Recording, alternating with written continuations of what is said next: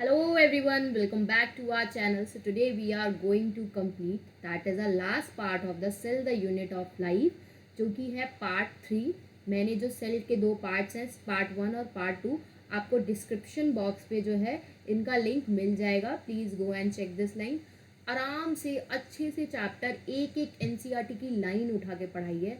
So just go and watch this series and I hope कि जो आप target videos हैं उनको फॉलो कर रहे होंगे so that you can achieve your target and complete your need syllabus in January. ये जनवरी तक का मैंने सेट किया है, ठीक है। नेक्स्ट, अगर इस पेज से पढ़ रहे हो ना तो आराम से पढ़ाई हो जाएगी, कोई दिक्कत नहीं आएगी, बट उसके लिए यू हैव टू स्टडी, ठीक है। ऐसा नहीं है कि बिना पढ़े हो जाएगा। So just start studying. और इसके बाद जो है आज का अपना टॉपिक है, फटाफट से इस टॉपिक को शुरू करते हैं। So let's begin our topic, जिसमें आज we are going to talk, ठीक है, बात करेंगे। So this is the Aagaaz series by me. Biology की सारे चैप्टर्स मैं कंप्लीट कराऊंगी। ये चैप्टर्स कंप्लीट हो गए हैं। डेली कम्युनिटी पोस्ट पे मैं क्वेश्चंस अपलोड करती हूँ। फिर से क्वेश्चन अपलोड करना शुरू कर दिया है, बीच में थोड़ा मिस आउट हो गया था। नेक्स्ट, अगर हम बात करें डेली टारगेट जो है आपको 9 PM पे मिल जाएगा कि आपको अगले दिन क्या करना है, तो that is a target video. और डेली वीडियो जो आती है दैट इज़ एट 7 AM। ये cell the unit of life हमने शुरू किया है और ये सारा जो है हम कंप्लीट कर चुके हैं, ठीक है। सो आगे बढ़ते हैं, ठीक है, आगे बढ़ते हैं और अपने चैप्टर को जो पार्ट 3 है उसको आगे बढ़ाते हैं। ये सब जो है हम कंप्लीट कर चुके हैं। थोड़ा बहुत आज मैं लिख के लेके आई हूँ, थोड़ा सा इजी हो जाता है, नहीं तो ना बहुत ज़्यादा कंजस्टेड हो जाता है। तो आज जो है हमें स्टार्ट करना है दैट इज़ अ माइटोकॉन्ड्रिया, ठीक है। अगर हम माइटोकॉन्ड्रिया की बात करते हैं, ठीक है, let us talk about mitochondria. तो अगर हम बात करते हैं माइटोकॉन्ड्रिया कैसा स्ट्रक्चर है, it is a double membrane structure.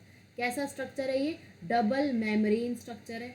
Next, क्या माइटोकॉन्ड्रिया का नंबर, शेप, साइज फिक्स्ड होता है? नहीं, फिक्स्ड नहीं होता है, वो वेरिएबल होता है। कैसा होता है? वेरिएबल होता है, मतलब चेंज होता रहता है, ठीक है। नेक्स्ट, अगर हम बात करें ये साइज वगैरह जो है, ठीक है, ये जो साइज वगैरह है जो हम बात कर रहे हैं कि इसका नंबर, शेप, साइज ये वेरी क्यों करता है, फिक्स्ड क्यों नहीं है। अगर हम बात करें कि ये जो इसका शेप साइज है ये वेरी क्यों करता है, फिक्स्ड क्यों नहीं है, तो उसका रीज़न है वो डिपेंड करता है कि सेल की फिजियोलॉजिकल एक्टिविटी क्या है, सेल कितना काम करना चाहती है। ये तो पता है सेल के अंदर माइटोकॉन्ड्रिया होगा, तो सेल कितना काम करना चाहती है, उसकी फिजियोलॉजिकल एक्टिविटी क्या है, उस पर डिपेंड होता है कि सेल का माइटोकॉन्ड्रिया का जो नंबर है वो फिक्स्ड वो कितना होगा, ठीक है। सो आपने यहाँ पे पढ़ा कि माइटोकॉन्ड्रिया जो है डबल मेम्ब्रेन स्ट्रक्चर है। दूसरा पॉइंट पढ़ा, नंबर, शेप, साइज इसका जो है फिक्स्ड नहीं होता है, वेरिएबल होता है, अलग अलग देखने को मिलेगा। किस पे डिपेंड करता है? That is depend upon the physiological activity of the cell. Cell की क्या फिजियोलॉजिकल नीड है, कितना काम करेगी, उस पर डिपेंड करता है। चलिए आगे बढ़ते हैं, आगे बढ़ते हैं और आगे हम बात करते हैं माइटोकॉन्ड्रिया को क्या कहा जाता है। It is a site for aerobic respiration. Mitochondria क्या है?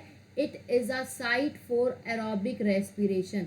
एरोबिक रेस्पिरेशन जो है वो यहीं की जाती है, ठीक है। माइटोकॉन्ड्रिया वो जगह है जहाँ पे एरोबिक रेस्पिरेशन की जाती है। इसके बारे में जो है एरोबिक रेस्पिरेशन क्या होता है we are going to discuss in respiration in plants. उसके अलावा माइटोकॉन्ड्रिया को क्या कहा जाता है? It is known as the power house of the cell. Mitochondria को क्या कहा जाता है कि mitochondria power house of the cell है, ठीक है। बिकॉज वो क्या कर रहा है, वो एटीपी सिंथेसिस कर रहा है, एटीपी की प्रोडक्शन कर रहा है, एटीपी बना रहा है। कौन बनाता है? माइटोकॉन्ड्रिया बनाता है। नेक्स्ट, अगर हम बात करें क्या माइटोकॉन्ड्रिया जो है वो इजीली विजिबल हो जाता है अंडर माइक्रोस्कोप। अगर आप माइक्रोस्कोप लगा के देखें तो क्या आपको माइटोकॉन्ड्रिया जो है वो इजीली दिख जाएगा? नहीं दिखेगा। It is not easily visible under a microscope unless stain with a specific dye. इसे स्टेन करना पड़ता है एक स्पेसिफिक डाई से, जिसकी वजह से वो दिखता है। वो डाई का नाम क्या है? That is a Janus green. Janus green. इस जेनस ग्रीन की वजह से आपको जो है माइटोकॉन्ड्रिया दिखता है। This is a specific die.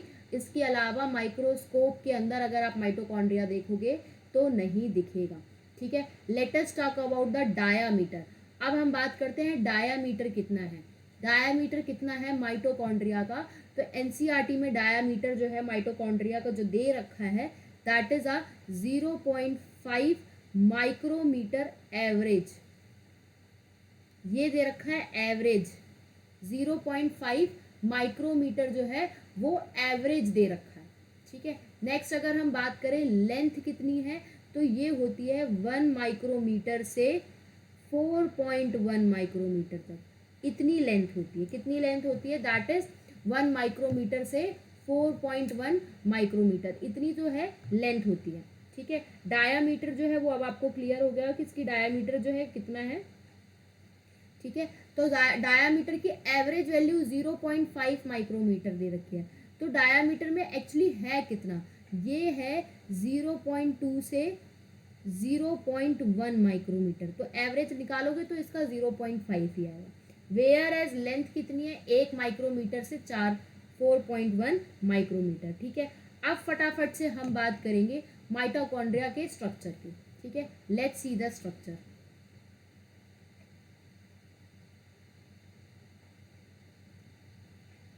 ठीक है, तो ये स्ट्रक्चर साथ के साथ बनाइए।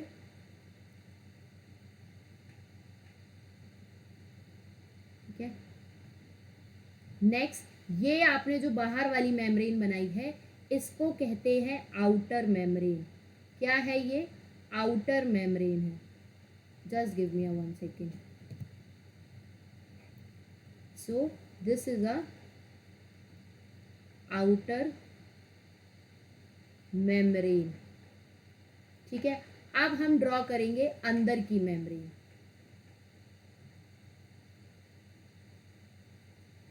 सो this is a inner membrane.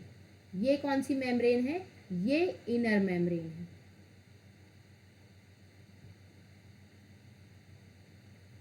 ठीक है, सो ये माइटोकॉन्ड्रिया की कौन सी मेम्ब्रेन है, that it is a inner membrane.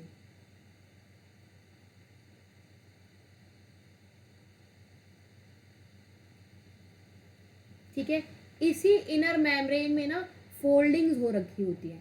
अगर आप देखो तो ये इनर मेम्ब्रेन ना ऐसी नहीं होती है, यहीं पे आपको ऐसी करके फोल्डिंग्स देखने को मिलेंगी। Just give me a second, actually ये सेलेक्ट हो जाता है इसके बाद मैं भूल जाती हूँ इसे। तो ये ऐसे करके इन फोल्डिंग्स ऑफ मेम्ब्रेन देखने को मिलेगी। These are the number of infoldings of inner membrane. ये किसकी मेम्ब्रेन की इनर फोल्डिंग दिखा रही हूँ, अंदर वाली मेम्ब्रेन की।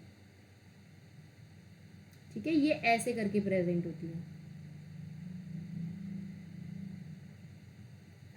क्लियर है, अब ये तो बना दी मैंने, इन फोल्डिंग्स बना दी।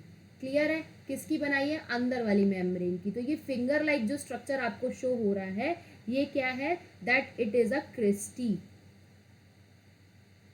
क्रिस्टी, अभी एक एक के बारे में डिस्कस करेंगे। अब ये आउटर और इनर के बीच में एक स्पेस दिख रहा है, इस स्पेस को क्या कहते हैं, inter membrane space. Inter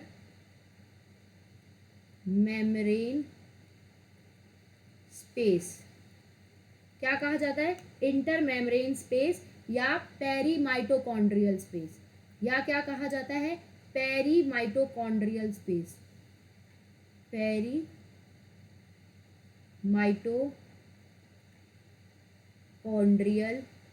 space, ये जो स्पेस है। ठीक है, नेक्स्ट यहीं पर आपको क्या देखने को मिलेंगे, अगर आप ध्यान दें तो ये इनर मेम्ब्रेन जो है, इनर मेम्ब्रेन पे आपको एक एंजाइम देखने को मिलेगा, सक्सेनिक हाइड्रोजनेज एंजाइम। उसके अलावा इलेक्ट्रॉन ट्रांसपोर्ट चेन भी इनर मेम्ब्रेन पे ही होगी, और साथ के साथ और क्या देखने को मिलेंगे, ऑक्सीजोन्स देखने को मिलेंगे। तो एक आधे ऑक्सीजोन्स ड्रॉ कर लो। ठीक है, ये हैं ऑक्सीजोन्स, ये कहाँ देखने को मिल रहे हैं, इनर मेम्ब्रेन में। ऑक्सीजोन्स, ऑक्सीजोन्स में क्या होता है, अभी आप रेस्पिरेशन प्लांट्स पढ़ेंगे तो आपको पता चलेगा, यहाँ प्रेजेंट होते हैं F0 और F1 के पार्टिकल्स। F0 और F1 के पार्टिकल्स, उन्हीं को हम ऑक्सीजोन्स कहते हैं। नेक्स्ट इसके बाद अगर हम बात करें तो तो यहाँ पर बहुत सारे राइबोसोम्स प्रेजेंट होते हैं। ठीक है, क्या प्रेजेंट होते हैं? राइबोसोम्स प्रेजेंट होते हैं। राइबोसोम्स प्रेजेंट होते हैं। ये राइबोसोम्स कैसे होते हैं? यहाँ 70S राइबोसोम है। कैसे राइबोसोम है? 70S राइबोसोम है। साथ के साथ अगर हम बात करें तो एक सिंगल कॉपी देखने को मिलती है डबल स्ट्रैंडेड सर्कुलर डीएनए की। ये बना दिया मैंने डबल स्ट्रैंडेड और ये बना दिया मैंने उसका सर्कुलर डीएनए। ठीक है, ये क्या है? That is a double stranded circular DNA. Next अगर आप ध्यान से देखो कि एक ये मेम्ब्रेन है, एक ये मेम्ब्रेन है, तो ये दो कंपार्टमेंट बना रही है, एक ये बीच वाला कंपार्टमेंट और एक ये अंदर वाला कंपार्टमेंट। जो इनर कंपार्टमेंट होता है उसे क्या कहा जाता है? मैट्रिक्स कहा जाता है। क्या कहा जाता है? मैट्रिक्स कहा जाता है। इसके अलावा यहाँ पे आपको क्या देखने को मिलेंगे? थोड़े से फ्यू आरएनए भी देखने को मिलेंगे। क्या देखने को मिलेंगे? That is a single strand linear RNA. Few RNA भी देखने को मिल रहे हैं, आरएनए देखने को मिल रहे हैं ना। ठीक है, ये क्या है? कुछ आरएनए बनाए हैं, ऐसे तो नहीं बहुत सारे बनाए हैं, तो ये आरएनए हैं। वो भी कैसे हैं? सिंगल स्ट्रैंडेड और लीनियर। ठीक है, सो this is the diagram of mitochondria. ये जो डायग्राम है ये माइटोकॉन्ड्रिया का पूरा डायग्राम है। आई होप डायग्राम आपको अच्छा लग रहा होगा। Take a screenshot of this. ठीक है, आगे बढ़ाते हैं लेक्चर को। इसके बाद लेक्चर को जो है आगे बढ़ाते हैं। नेक्स्ट अगर हम बात करें तो हमने इसमें क्या क्या देखा। ठीक है, इसके अंदर जो है हमने क्या क्या देखा। ठीक है, एक आउटर मेम्ब्रेन देखी, एक इनर मेम्ब्रेन देखी। आउटर मेम्ब्रेन कॉन्टिन्यूअस है और लिमिटिंग है। आउटर मेम्ब्रेन क्या है? That it is a continuous and limiting boundary. ठीक है, नेक्स्ट अगर हम बात करें इनर मेम्ब्रेन में आपको इनफोल्डिंग्स दिख रही है इनर माइटोकॉन्ड्रियल मेम्ब्रेन की, जिसे क्रिस्टी कहते हैं, जिसका जो कि क्या कर रही है? सरफेस एरिया को इंक्रीज कर रही है। सरफेस एरिया को क्या कर रही है? इंक्रीज कर रही है। नेक्स्ट अगर हम बात करें ये इनर मेम्ब्रेन पे मैंने अभी आपको बताया था, जो मैंने आपको बताया है वो मेरे नोट्स में आपको लिखा भी मिलेगा कि आपको इनर मेम्ब्रेन पे क्या देखने को मिलेगा। दैट इज ईटीएस होता हुआ दिखेगा, इलेक्ट्रॉन ट्रांसपोर्ट सिस्टम, ऑक्सीजोम्स देखने को मिलेंगे और सक्सिनिक डिहाइड्रोजिनेज एंजाइम देखने को मिलेगा। ठीक है, नेक्स्ट अगर हम बात करें तो मैंने बोला था माइटोकॉन्ड्रिया क्या है? It is a site for aerobic respiration, यही बोला था। तो एरोबिक रेस्पिरेशन के कौन कौन से हिस्से में क्या होता है उसको देखो। नेक्स्ट अगर हम बात करें क्रैब्स साइकिल की और लिंक रिएक्शन की, as well as Krebs cycle और लिंक रिएक्शन के एंजाइम्स भी कहाँ होते हैं? दे अकर इन मैट्रिक्स। नेक्स्ट अगर हम बात करें ईटीएस की, that is a electron transport system, ये कहाँ होता है? That is a inner membrane of mitochondria में, इनर मेम्ब्रेन ऑफ माइटोकॉन्ड्रिया।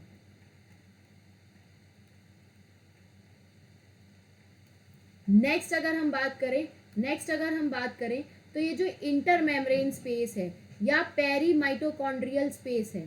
ठीक है, ये जो अगर हम बात कर रहे हैं इनर मेम्ब्रेन स्पेस की या पेरी माइटोकॉन्ड्रियल स्पेस की, ठीक है, अगर हम बात कर रहे हैं इनर मेम्ब्रेन स्पेस की और पेरी माइटोकॉन्ड्रियल स्पेस की, तो ये कैसा कंपार्टमेंट है? It is a outer compartment, ये बाहर का कंपार्टमेंट है। और मैट्रिक्स क्या होता है? That is a inner compartment,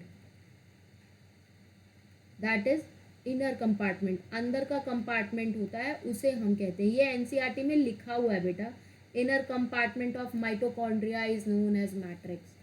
ठीक है, नेक्स्ट अगर हम बात करें आपको यहाँ क्या क्या देखने को मिला? राइबोसोम देखने को मिला। राइबोसोम कैसा देखने को मिला? 70S। साथ के साथ राइबोसोम के साथ आपको डीएनए भी देखने को मिला। डीएनए कैसा था? सिर्फ एक सिंगल डीएनए प्रेजेंट होगा और कैसा होगा? Double stranded circular DNA.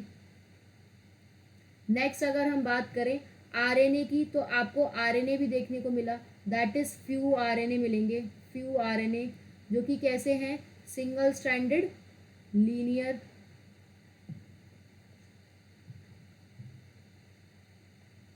Few RNA देखने को मिले जो कि कैसे हैं, सिंगल स्ट्रैंडेड लीनियर। नेक्स्ट अगर हम बात करें और क्या देखने को मिलेंगे, प्रोटीन सिंथेसाइजिंग मशीनरी भी इनके पास खुद की है,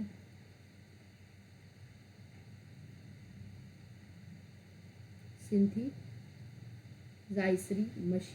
मशीनरी भी प्रेजेंट है, ठीक है। इसी वजह से माइटोकॉन्ड्रिया को क्या कहा जाता है, that it is semi autonomous, semi autonomous कहा जाता है, क्योंकि इतनी चीज़ें माइटोकॉन्ड्रिया के पास खुद प्रेजेंट है। नेक्स्ट, माइटोकॉन्ड्रिया के पास जब सब कुछ प्रेजेंट है, डीएनए, आरएनए, प्रोटीन सिंथेसाइजरी मशीनरी, तो माइटोकॉन्ड्रिया डिवाइड भी कर सकता है खुद ब खुद, कैसे, बाय फिजन से। कैसे डिवाइड कर सकता है, फिजन से डिवाइड कर सकता है। Is it clear? So this is about a mitochondria. यहाँ तक किसी को कोई डाउट? बहुत अच्छे से एक्सप्लेन कर दिया है मैंने। आगे बढ़ते हैं, आगे बढ़ते हैं और अब आगे बात करते हैं प्लास्टिड के बारे में। तो प्लास्टिड कैसा है, प्लास्टिड कैसा है, प्लास्टिड भी डबल मेम्ब्रेन स्ट्रक्चर है। यहाँ पर भी आपको दो मेम्ब्रेन देखने को मिलेगी, साथ के साथ ये भी कैसा है, it is also a semi autonomous. कैसा है ये, सेमी ऑटोनोमस है, ठीक है। अगर हम बात करें प्लास्टिड की, तो प्लास्टिड जो है कहाँ कहाँ देखने को मिलता है, that is found in euglenoids और प्लांट सेल। प्लांट में देखने को मिलेगा और यूग्लिनॉइड्स में देखने को मिलेगा। एज वेल एज प्लास्टिड जो है कहाँ एब्सेंट होता है, that is absent in animal cell, ठीक है। नेक्स्ट, प्लास्टिड कहाँ देखने को मिलेगा, that is seen in animal cell. अगर हम बात करें क्या प्लास्टिड को ईजिली देख सकते हैं, ऑब्जर्व कर सकते हैं, हाँ, प्लास्टिड जो है ईजिली ऑब्जर्व हो जाता है, क्योंकि प्लास्टिड क्या होते हैं, बड़े बड़े होते हैं, लार्ज होते हैं, तो ईजिली माइक्रोस्कोप के अंदर ऑब्जर्व किए जा सकते हैं। नेक्स्ट अगर हम बात करें on the basis of pigment, pigment के हिसाब से कि किसमें कौन सा पिगमेंट है, क्या है, प्लास्टिड को तीन तरीके से डिवाइड कर दिया है, ल्यूकोप्लास्ट, क्लोरोप्लास्ट, कोमोक्लोरोप्लास्ट, ठीक है। अगर हम बात करें ल्यूकोप्लास्ट, ल्यूकोप्लास्ट का मतलब कलरलेस, ठीक है, लाइक ही नहीं है, ठीक है, ऐसे याद कर लो, लाइक ही नहीं है, तो it is a colourless. Chromoplast की अगर हम बात करें, तो क्रोमोप्लास्ट जो है वो उसके पास ब्राइट कलर्स होते हैं, जैसे कि red, yellow, orange, red colour, red, yellow और ऑरेंज। नेक्स्ट अगर क्लोरोप्लास्ट की बात करें, तो आपको पता है क्लोरोप्लास्ट कौन से कलर का होता है, ग्रीन कलर का होता है, ठीक है। सो दिस इज अबाउट प्लास्टिड की प्लास्टिड को तीन हिस्सों में डिवाइड किया गया। अब हम बात करते हैं ल्यूकोप्लास्ट की। तो एनसीईआरटी में लिखा हुआ है कि ल्यूकोप्लास्ट की जो शेप और साइज है वो वेरी करता है। ल्यूकोप्लास्ट का शेप और साइज क्या करता है, वेरी करता है। ल्यूकोप्लास्ट कलरलेस होते हैं, किसमें काम आ रहे हैं, स्टोरेज में काम क्या स्टोर कर रहे हैं, न्यूट्रिएंट स्टोर कर रहे हैं। क्या स्टोर कर रहे हैं, न्यूट्रिएंट स्टोर कर रहे हैं। अमाइलोप्लास्ट की बात करें तो अमाइलोप्लास्ट क्या स्टोर करता है, दैट स्टोर स्टार्च, कार्बोहाइड्रेट, जैसे कि पोटैटो। नेक्स्ट एलिरोप्लास्ट की बात करें तो ये क्या स्टोर कर रहा है, that is store protein. Elaioplast की बात करें तो ये स्टोर करता है ऑयल एंड फैट। क्या स्टोर करता है, ऑयल और फैट। क्या स्टोर करता है, ऑयल और फैट। इस पे नीट के इतने क्वेश्चन आते हैं इन तीनों पे, मैथ्स का कॉलम में बहुत बार आपको देखने को मिलेंगे। नेक्स्ट हम बात करते हैं क्रोमोप्लास्ट की। तो क्रोमोप्लास्ट के पास कुछ एक कैरोटीनाइड पिगमेंट्स प्रेजेंट होते हैं, जो कि कैसे होते हैं, फैट सॉल्युबल होते हैं। कैसे पिगमेंट होते हैं, fat soluble carotenoid pigment present होते हैं, जिन्हें हम कैरोटिन और ज़ैंथोफिल कहते हैं, ठीक है। क्या कहते हैं, कैरोटिन और ज़ैंथोफिल कहते हैं। ये कैरोटिन और ज़ैंथोफिल जो हैं वो कलर देते हैं। कैरोटिन और ज़ैंथोफिल का काम क्या होता है, कलर देना। ठीक है, कौन कौन सा, रेड, ऑरेंज और yellow, red orange yellow colour देते हैं, या कहो ब्राइट कलर देते हैं,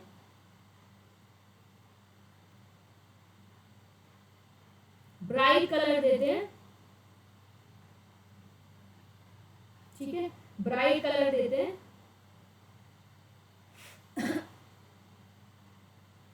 टू राइपेंड फ्रूट्स को, राइपेंड फ्रूट्स को। तो जो फ्रूट्स के आपको कलर देखने को मिलते हैं, जैसे टमाटर का जो लाल कलर है that is due to chromoplast, जो टमाटर का जो लाल कलर है that is due to chromoplast, ठीक है। जैसे कि रेड कैरेट हो गई, रेड कैरेट, ठीक है। Next yellow bell pepper,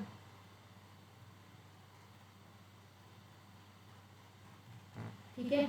next red chilli, ठीक है। So these all are the colours are given by chromoplast. Next अगर हम बात करते हैं क्लोरोप्लास्ट की, तो क्लोरोप्लास्ट के पास एक पिगमेंट प्रेजेंट होता है। कौन सा पिगमेंट होता है? They are talking about chlorophyll pigment.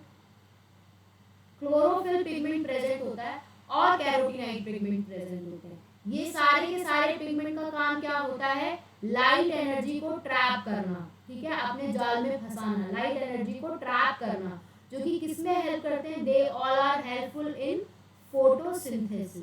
किसमें हेल्प करते हैं? फोटोसिंथेसिस में हेल्प करते हैं। किसमें हेल्प करते हैं? फोटोसिंथेसिस में हेल्प करते हैं, ठीक है। नेक्स्ट अगर हम बात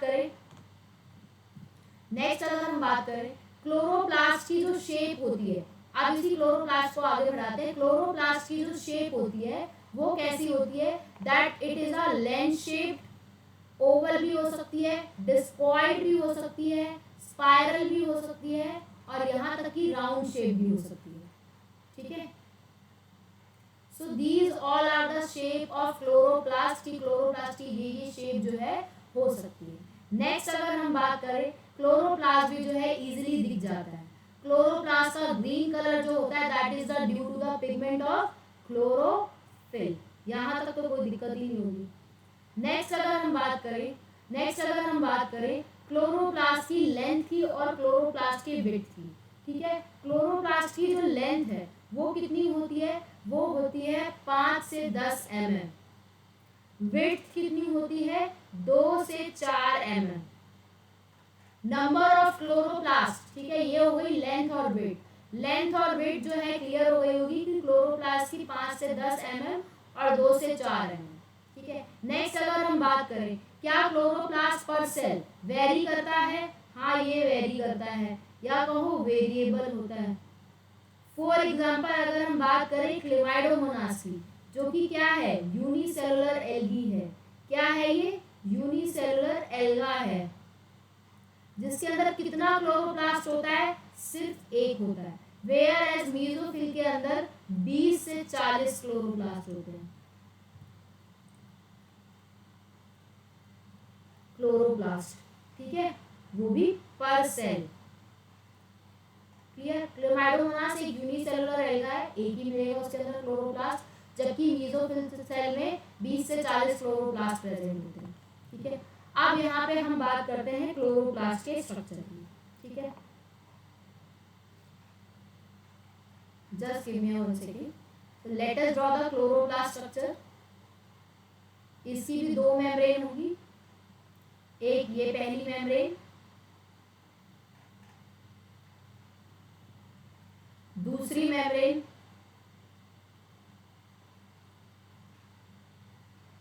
दिस इज द दूसरी मेम्ब्रेन,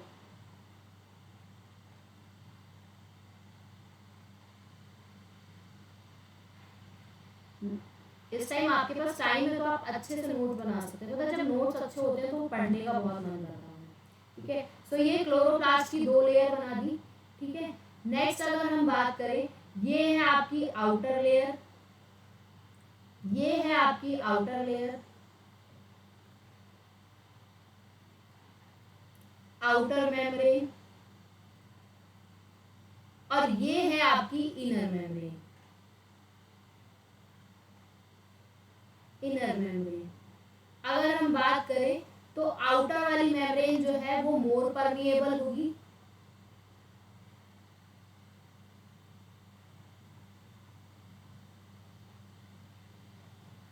और अंदर वाली जो मेम्ब्रेन है वो लेस परमिएबल होगी।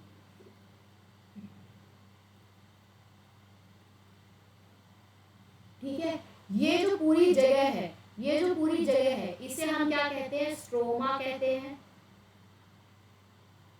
ठीक है, नेक्स्ट अगर हम बात करें तो ये क्या प्रेजेंट है, नेक्स्ट अगर हम बात करें तो दिस इज अ थैलाकॉइड। ये क्या प्रेजेंट है, थैलाकॉइड प्रेजेंट है। इसी तरीके से ये क्या प्रेजेंट है, साथ के साथ लेबलिंग करो तो समझ में आएगा। ये क्या है, थैलाकॉइड है, और इसकी साइड वाली मेम्ब्रेन को थैलाकॉइड मेम्ब्रेन कहेंगे। जब बहुत सारे थैलाकॉइड्स अटैच हो जाते हैं तो हम क्या कहेंगे, ये पूरे का पूरा क्या है, दिस इज, ये पूरे का पूरा क्या हो गया, ये हो गया ग्रेना। ठीक है, उसी तरीके से अगर दूसरा थैलाकॉइड ड्रॉ करें या दूसरा ग्रेना ड्रॉ करें, क्योंकि थैलाकॉइड एक होता है, ग्रेना उसका पूरा स्टैक लाइक स्ट्रक्चर होता है। इन दोनों को आपस में कोई कनेक्ट कर रहा होता है, इन दोनों को आपस में कोई कनेक्ट कर रहा होता है। जो कनेक्ट कर रहा होता है उसे कहते हैं स्ट्रोमल लेमिनी। उसे क्या कहते हैं, स्ट्रोमल लेमिनी। उसे क्या कहते हैं, स्ट्रोमल लेमिनी। क्लियर होगा। नेक्स्ट अगर हम बात करें, इसके अंदर भी double stranded circular DNA present होगा। नेक्स्ट जो राइबोसोम्स इसके अंदर प्रेजेंट होंगे वो कैसे होंगे, 70S।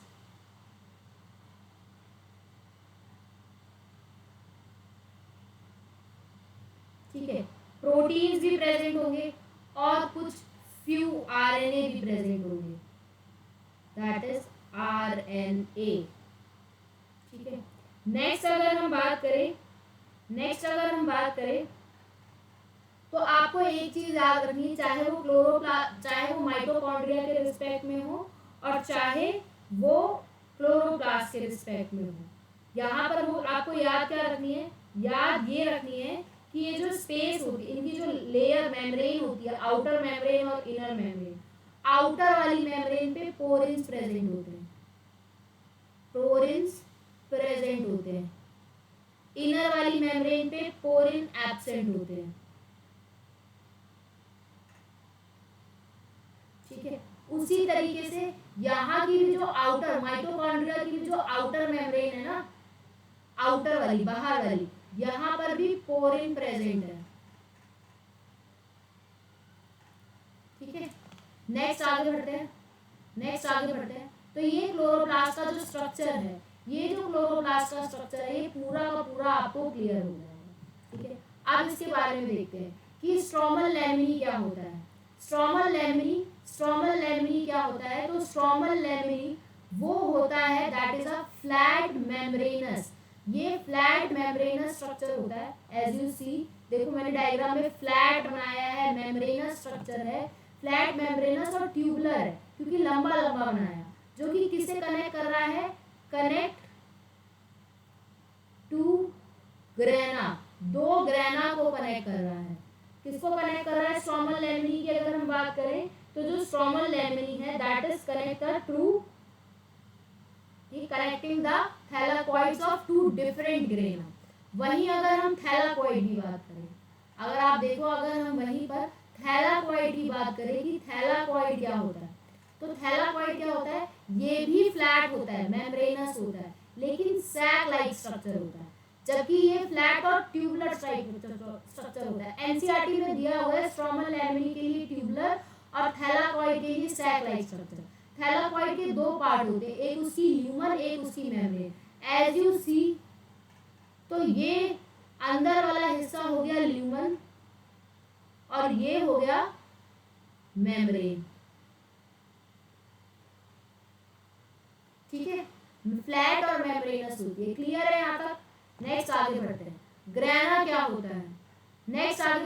ग्रेना क्या होता है, ग्रैना होता है that is a piles of thylakoid, thylakoids का पूरा एक के ऊपर एक, कह सकते हो स्टैक, जैसे ऐसा करो कॉइन्स लो एक एक रुपए के और एक के ऊपर एक के ऊपर एक रखते जाओ, जैसे 1 रुपए का कॉइन है एक के ऊपर एक के ऊपर एक रखते जाओ, तो इसे हम कहेंगे ग्रैना, ठीक है। नेक्स्ट अगर हम बात करें स्ट्रोमा क्या है, स्ट्रोमा क्या है, स्ट्रोमा के अंदर क्या क्या प्रेजेंट है, 70s राइबोसोम्स प्रेजेंट है, प्रोटीन एंजाइम मशीनरी प्रेजेंट है, ठीक है, प्रोटीन एंजाइम मशीनरी भी प्रेजेंट है, as well as single circular double stranded DNA भी प्रेजेंट है, रूबिस्को एंजाइम भी प्रेजेंट है, एंजाइम फॉर कार्बोहाइड्रेट भी प्रेजेंट है, क्योंकि एनसीईआरटी में लिखा हुआ है कि स्ट्रोमा के अंदर एंजाइम फॉर कार्बोहाइड्रेट और प्रोटीन प्रेजेंट होते हैं, ठीक है। नेक्स्ट और क्या है, सिंगल स्ट्रैंड लीनियर आरएनए भी प्रेजेंट है,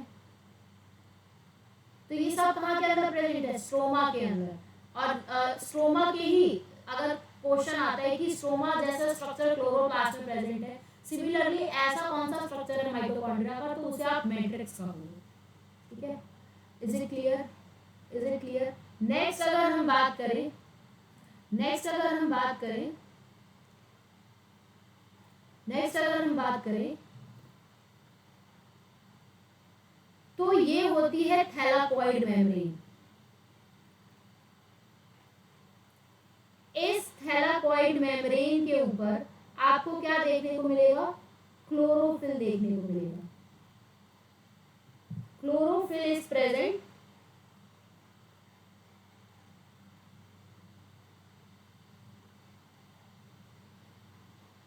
ठीक है, ये आपको थैलाकोइड पे देखने को मिलेगा। तो इसी वजह से यहाँ पर इसकी मेम्ब्रेन पे कौन सी रिएक्शन होती है, मेम्ब्रेन पे कौन सी रिएक्शन होती है, लाइट रिएक्शन होती है, लाइट रिएक्शन होती है। नेक्स्ट जो स्ट्रोमा है, ठीक है, जो स्ट्रोमा है that is a space enclosed in the, पूरा स्पेस जो कि क्लोरोप्लास्ट का स्पेस है, स्ट्रोमा में कौन से एंजाइम्स प्रेजेंट है, रूबिस्को एंजाइम प्रेजेंट है,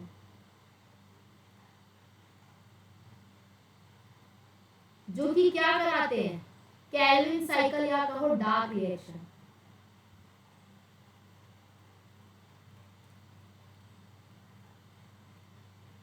रिस्पॉन्सिबल फॉर कैल्विन साइकिल या उसका दूसरा नाम dark reaction. So this is about chloroplast और माइटोकॉन्ड्रिया, ठीक है। अब एक चीज तो आपने देखी होगी कि क्लोरोप्लास्ट और माइटोकॉन्ड्रिया के अंदर कुछ सिमिलैरिटीज है, उन सिमिलैरिटीज को एक साथ लिख लेते हैं, ठीक है।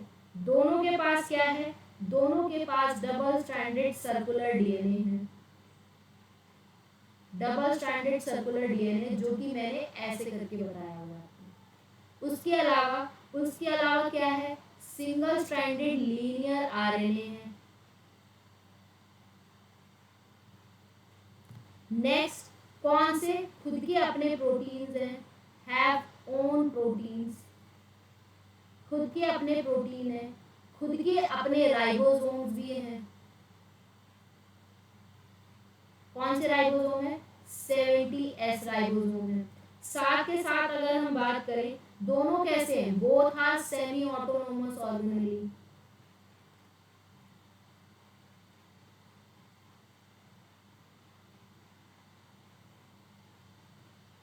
सेमी ऑटोनोमस ऑर्गेनेली, दोनों का दोनों क्या है, सेमी ऑटोनोमस ऑर्गेनेली है। और किस पे डिपेंड करते हैं, they depend on cytoplasmic ribosome for their own function, ठीक है, डिपेंड ऑन साइटोप्लाज्मिक राइबोसोम कहो या राइबोसोम के प्रोडक्ट क्या होंगे, प्रोटीन्स फॉर देयर फंक्शन,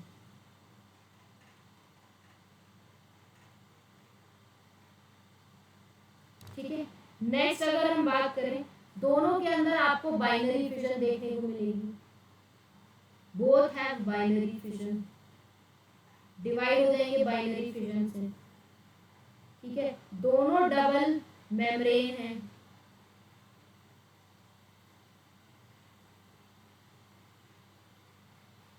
ठीक है। So these are the similarities between, ये सिमिलैरिटीज जो है that is a between mitochondria और क्लोरोप्लास्ट। ठीक है, इसके अलावा सबसे बड़ी सिमिलैरिटी, दोनों का काम होता है एटीपी प्रोडक्शन करना, एटीपी की प्रोडक्शन करना, बस नाम बदल जाते हैं।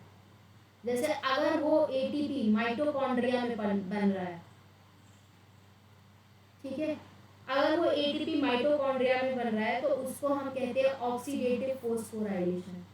फोस्फोराइलेशन का मतलब ही एटीपी बनना होता है, ऑक्सीडेटिव फोस्फोराइलेशन, फोस्फोराइलेशन का बनना ही एटीपी सिंथेसिस है। नेक्स्ट, अगर वो एटीपी माइटोकॉन्ड्रिया में ना बनके क्लोरोप्लास्ट में बन रहे हैं तो अब हम क्या कहेंगे, एटीपी की प्रोडक्शन हो रही है with the help of light, तो उसे हम कहते हैं फोटोफॉस्फोराइलेशन, राइलेशन। Clear? So this is the difference between mitochondria, sorry, this is the similarity between mitochondria and chloroplast. Next, आगे हम बढ़ते हैं और राइबोसोम को शुरू करते हैं। चलिए सी राइबोसोम। राइबोसोम की जो डिस्कवरी है that was discovered by George Palade. कब की थी? 1953 में की थी। ग्रैन्युलर स्ट्रक्चर है राइबोसोम। कैसा स्ट्रक्चर है? It is a granule like structure, granular structure है। नेक्स्ट अगर हम बात करें राइबोसोम जो है किससे मिलके बना होता है, तो that is made up of ribonucleic acid and protein, ribonucleic acid and protein. Ribonucleic acid में भी मतलब they are talking about RNA, which RNA they are talking about? RRNA. RRNA plus protein से मिलके बनता है राइबोसोम। नेक्स्ट, राइबोसोम का काम क्या होता है? That is this is help in protein synthesis. क्या करता है? प्रोटीन की चेन बनाता है, प्रोटीन सिंथेसिस करता है। नेक्स्ट अगर हम बात करते हैं राइबोसोम जो होता है कहाँ कहाँ देखने को मिलता है, so ribosome is found in both prokaryotes and eukaryotic cell, both prokaryotic cell and eukaryotic cell, दोनों के अंदर आपको देखने को मिलेगा यूकैरियोटिक सेल। प्रोकैरियोटिक सेल के अंदर कौन सा राइबोसोम होता है? 70S। यूकैरियोटिक सेल के अंदर कौन सा राइबोसोम होता है? 80S। एस का मतलब क्या है? एस क्या होता है? एस होता है सेवर्टबर्ग यूनिट, सेवर्टबर्ग यूनिट, जिसे हम कहते हैं सेडिमेंटेशन कोफिशिएंट, सेडिमेंटेशन कोफिशिएंट, जो कि क्या कर रहा है? इनडायरेक्टली मेजर कर रहा है, indirectly measure size and density, indirectly size और डेंसिटी को मेजर कर रहा है।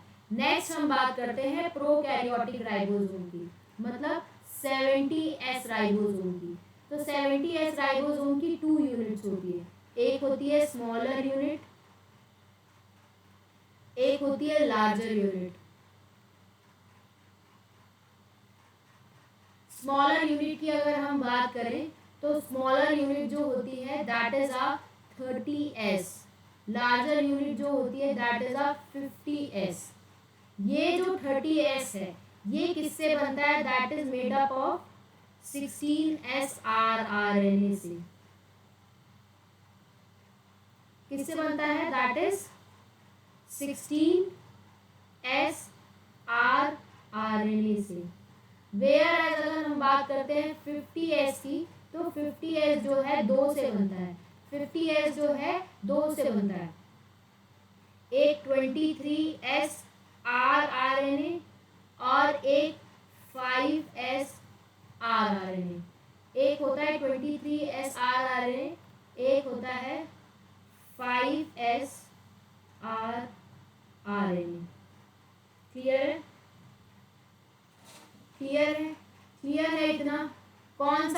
बन रहा है इतना क्लियर है। 30S जो होता है made up of 16 srRNA, whereas 23 और S और 5S से आपका जो है बनता है 50 srRNA। ठीक है, सो this is about prokaryotic ribosome. ये था प्रोकैरियोटिक राइबोसोम के बारे में। नेक्स्ट, ये दोनों के दोनों ना जुड़ते हैं, ठीक है, they are attach to each other, additive नहीं होते, ऐड नहीं होते, जुड़ते हैं। ठीक है, सपोज करो, ठीक है, ये जो है सपोज करो this is a smaller unit,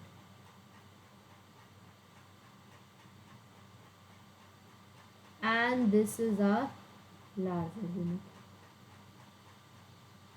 So ये अटैच हो रहे हैं with the help of magnesium ion.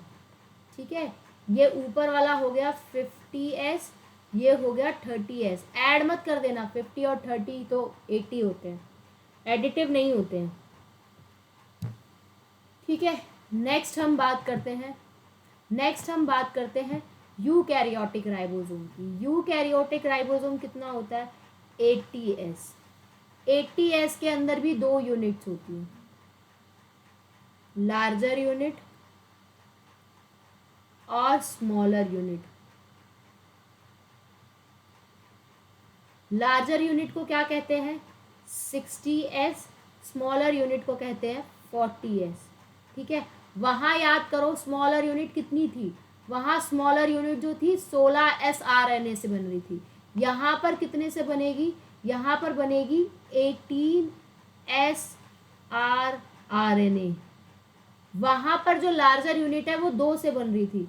वहां की अगर लार्जर यूनिट याद हो तो देखो डायग्राम में 23 sRNA और 5 sRNA। यहाँ पर जो लार्जर यूनिट है वो 3 से मिलके बनेगी। 23 की जगह 28 sRNA आ जाएगा, उसके अलावा 8 sRNA आ जाएगा और 5 sRNA आ जाएगा। ये होता है लार्जर यूनिट का बनना, ये होता है लार्जर यूनिट का बनना। लार्जर यूनिट जो है ऐसे बनेगी, वेयर एज स्मॉलर यूनिट जो है ऐसे बनेगी। नेक्स्ट, यहाँ पर भी जो यूनिट्स हैं that they are not additive in nature, ऐसा नहीं है कि वो ऐड होंगी, ऐसा नहीं है कि वो ऐड होंगी। जस्ट गिव मी अ 1 सेकेंड। हाँ, ऐसा नहीं है वो ऐड होंगी। सो this is your smaller unit और बड़ी वाली यूनिट और इससे बड़ी हो जाएगी, this is your larger unit. ठीक है, ये हो गया आपका 60S, ये हो गया 40S। दोनों अटैच होंगे, मैग्नीशियम आयन का भी रोल प्ले होगा। सो दिस इज अबाउट अ पूरा राइबोसोम के बारे में। नेक्स्ट हम स्टार्ट करते हैं साइटोस्केलेटन। तो चलिए यहाँ तक ये कंप्लीट हो चुका है, लेकिन हाँ एक कुछ रह गया है कि राइबोसोम जो होते हैं वो नॉन मेम्ब्रेनस होते हैं। बेटा ये वाला सबसे इम्पॉर्टेंट पॉइंट जो है वो गलती से छूट गया, that it is a non membranes. Next, सारे के सारे एंजाइम प्रोटीन होते हैं सिवाय एक के, जो कि है राइबोजाइम। ठीक है, उस राइबोजाइम में कौन आते हैं? 28 sRNA और 23 sRNA। ये आपका प्रोकैरियोट्स का हो गया, ये यूकैरियोट्स का हो गया, बिकॉज ये दोनों के दोनों मिलके क्या बना देते हैं? Peptidyl transferase enzyme. इसके बारे में मॉलिक्यूलर बेसिस ऑफ इनहेरिटेंस में मैं डिटेल में पढ़ा चुकी हूँ, या इसी को राइजोजाइम भी कहते हैं। So this is all about ribosome. फटाफट से साइटोस्केलेटन की बात करते हैं। साइटोस्केलेटन कैसा है?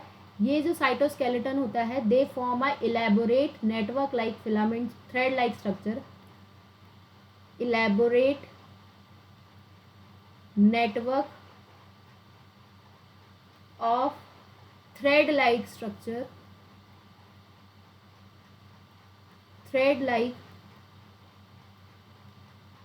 स्ट्रक्चर, ठीक है। नेक्स्ट ये जो साइटोस्केलेटन होता है that is elaborate network thread like structure कहाँ प्रेजेंट होता है, that is present in cytoplasm, present in cytoplasm. Next अगर हम बात करें तो जो साइटोस्केलेटन का काम होता है दैट इज साइटोस्केलेटन किस में हेल्प करता है, इट हेल्प इन, एनसीईआरटी में लिखा हुआ है किस किस में, सपोर्ट में, सेल डिवीजन में,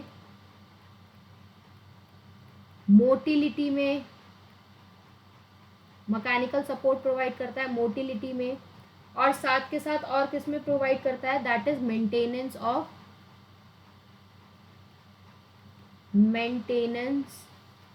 of shape of cell. Next अगर हम बात करें तो साइटोस्केलेटन 3 तरीके के होते हैं,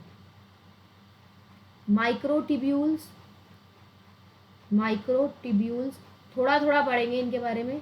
इसके बाद माइक्रोफिलामेंट, और इसके बाद इंटरमीडिएट फिलामेंट, ठीक है। जिसमें से ये माइक्रोट्यूब्यूल जो होते हैं वो 25 नैनोमीटर होता है लेंथ, माइक्रोफिलामेंट जो होती है ये 6 से 8 नैनोमीटर, और ये 10 से 12 नैनोमीटर, ठीक है।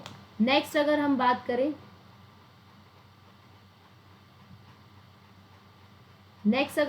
करें, तो ये है, 1 मिनट, ये है 6 से 7 नैनोमीटर और ये 8 से 12 नैनोमीटर है, दैट इज 8 to 12 नैनोमीटर। 6 से 7 25 नैनोमीटर, 6 से 7 और 8 से 12। अगर हम डायामीटर की बात करते हैं तो 25 से 25 नैनोमीटर होता है माइक्रोट्यूब्यूल्स का। बनता किससे है माइक्रोट्यूब्यूल के अंदर कौन सा प्रोटीन प्रेजेंट होता है, प्रोटीन जो होता है that is a tubulin protein, जो कि कैसा प्रोटीन है, नॉन कॉन्ट्रैक्टाइल प्रोटीन है। कैसा प्रोटीन है, नॉन कॉन्ट्रैक्टाइल प्रोटीन है, ठीक है। माइक्रोट्यूब्यूल्स का काम क्या होता है, क्या क्या बनाते हैं माइक्रोट्यूब्यूल्स, ठीक है। माइक्रोट्यूब्यूल्स जो होते हैं वो फॉर्म करते हैं सेंट्रियोल्स, इन्हीं सेंट्रियोल से बेसल बॉडी बनेगी, बेसल बॉडी से सीलिया फ्लैजुला बनेगी। और क्या करते हैं microtubule, spindle fibre formation,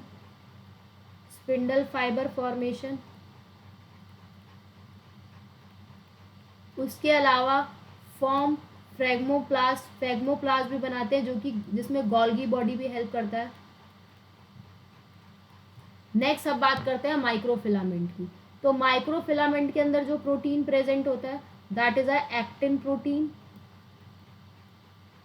actin कैसा प्रोटीन है, it is a contractile protein. Next अगर हम बात करें किसमें हेल्प करता है, help in muscle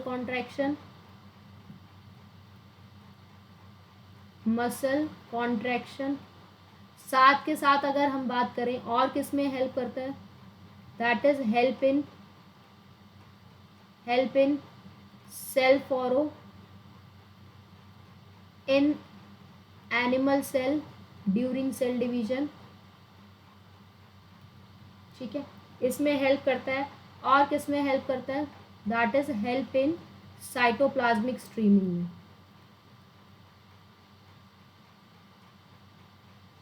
that is movement of cytoplasm within a cell, cytoplasmic streaming जिसे साइक्लोसिस भी कहते हैं। नेक्स्ट अगर हम बात करें इंटरमीडिएट फिलामेंट, तो इसका डायमीटर है 8 से 12 नैनोमीटर। इसके बारे में कुछ नहीं, ये एक बास्केट लाइक स्ट्रक्चर बना देता है around the nucleus, form a basket like structure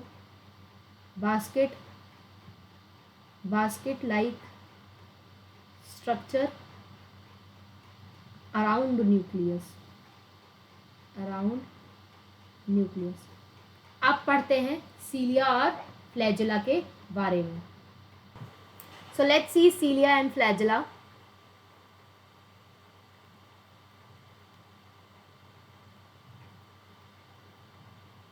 ठीक है। सीलिया और फ्लैजिला की अगर हम बात करें, ठीक है, तो सीलिया और फ्लैजिला की जो they are a hair like outgrowth, दोनों के दोनों हेयर लाइक आउटग्रोथ देखने को मिलेगी, outgrowth of cell membrane, cell membrane की आउटग्रोथ से बने हैं ये, सेल मेम्ब्रेन की आउटग्रोथ से बने हैं। नेक्स्ट अगर हम बात करते हैं सीलिया की और फ्लैजिला की, तो जो सीलिया होते हैं they are more in number, whereas flagella जो होते हैं लेस इन नंबर। अगर वहीं पर हम बात करें, सीलिया जो है बहुत स्मॉल होंगे, फ्लैजिला जो होंगे वो लार्जर होंगे, ठीक है। अगर अगली चीज देखें तो सीलिया जो है that they are work like oars, NCERT में लिखा है वर्क लाइक ओर्स, ओर्स की तरह काम करेंगे, ठीक है। और किस में हेल्प करेंगे, मूवमेंट ऑफ सेल में हेल्प करेंगे, मूवमेंट ऑफ सेल में हेल्प करेंगे, या सेल के आसपास के फ्लूइड के मूवमेंट में हेल्प करेंगे, मूवमेंट ऑफ सेल में हेल्प करेंगे या सराउंडिंग फ्लूइड की मूवमेंट में हेल्प करेंगे, सराउंडिंग फ्लूइड मूवमेंट में हेल्प करेंगे। नेक्स्ट अगर हम बात करें कि फ्लैजिला का काम क्या होता है, फ्लैजिला जो होते हैं वो सिर्फ सेल का मूवमेंट कराते हैं, that is a movement of cell only, whereas अगर हम देखें सीलिया तो ये मूवमेंट ऑफ सेल भी करा सकते हैं, यहाँ तक कि जो आसपास के सेल का फ्लूइड है उसकी मूवमेंट भी करा सकते हैं। नेक्स्ट अगर हम देखें तो जो फ्लैजिला होते हैं वो आपको प्रोकैरियोटिक सेल में भी देखने को मिलते हैं, यूकैरियोटिक सेल में भी देखने को मिलते हैं। Flagella are found in prokaryotic cell, prokaryotic cell and eukaryotic cell. पर दोनों के जो फ्लैजिला हैं वो दोनों के दोनों स्ट्रक्चरली डिफरेंट होते हैं, structurally different from each other, different from each other. कैसे, अगर हम बात करते हैं प्रोकैरियोट्स के फ्लैजिला की, तो उनका जो फ्लैजिला होता है वो फ्लैजिलिन प्रोटीन का बना होता है, वेयर एज अगर हम बात करते हैं यूकैरियोट्स की, तो जो इनका फ्लैजिला है वो बना होता है ट्यूबुलिन प्रोटीन का, ट्यूबुलिन प्रोटीन का। सीलिया भी ट्यूबुलिन प्रोटीन का ही बना होता है, सीलिया जो है that is also made up of tubulin protein. तो यहाँ पे जो सीलिया और फ्लैजिला है दोनों ही ट्यूबुलिन प्रोटीन के बने हैं, वेयर एज प्रोकैरियोटिक का फ्लैजिला जो है that is made up of flagellin protein, ठीक है। नेक्स्ट अगर हम बात करें तो चाहे वो सीलिया हो चाहे वो फ्लैजिला हो, दोनों के आसपास आपको प्लाज्मा मेम्ब्रेन देखने को मिलेगी, ठीक है, सीलिया हो या फिर फ्लैजिला हो, ठीक है, सीलिया हो या फिर फ्लैजिला हो, they are covered by plasma membrane, covered by plasma membrane, ठीक है। नेक्स्ट अगर हम बात करें, दिस इज अ सेल, ये है बेसल बॉडी, बेसल बॉडी, इससे जो स्ट्रक्चर निकलता है दैट इज अ ऑक्सिनिम, ये ऑक्सिनिम निकलता है, या कहो फिलामेंट होता है, या कहो कोर होता है, ठीक है। इसका जो अरेंजमेंट है that is 9+2 arrangement, whereas basal body का अरेंजमेंट क्या है, दैट इज 9+0 अरेंजमेंट। ठीक है, नेक्स्ट ये जो स्ट्रक्चर मैंने बनाया है, this is a structure of flagella. ये फ्लैजिला का स्ट्रक्चर है। किसका स्ट्रक्चर है ये? फ्लैजिला का। वहां पर क्या होता था? बेसल बॉडी, हुक और फिलामेंट। यहाँ पर बेसल बॉडी है, उससे फिलामेंट निकल रहा है, लेकिन यहाँ पर हुक एब्सेंट होगा, हुक इज एब्सेंट। क्लियर है? Is it clear? आगे बढ़े। क्लियर है? वहां का जो फ्लैजिला होता है उसमें बेसल बॉडी, हुक, फिलामेंट तीनों होते हैं। यहाँ के फ्लैजिला में सिर्फ बेसल बॉडी और फिलामेंट होगा, या उसको ऑक्सिनियम कहा जाता है। आगे बढ़े, फिर आगे देखते हैं और अब इसका स्ट्रक्चर जो है ड्रॉ करते हैं फटाफट से। So let's see the structure of this.